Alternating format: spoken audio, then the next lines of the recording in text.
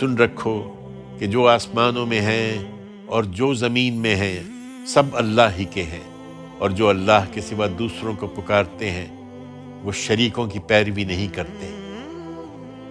حقیقت یہ ہے کہ وہ محض گمان کی پیروی کرتے اور نرے اٹکل دوڑاتے ہیں۔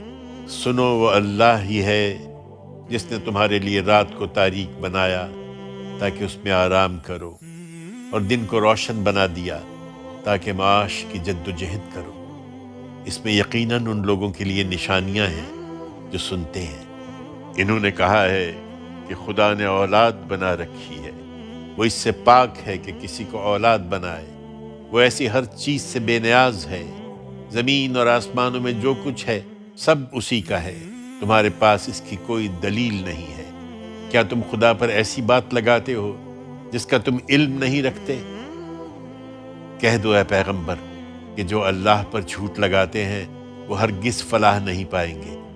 ان کے لیے یہی تھوڑا سا فائدہ ہے جو دنیا میں اٹھا لیں گے، پھر ان کو ہماری ہی طرف پلٹنا ہے، پھر ان کے اس کفر کی پاداش میں ہم ان کو سخت عذاب کا مزہ چکھائیں گے۔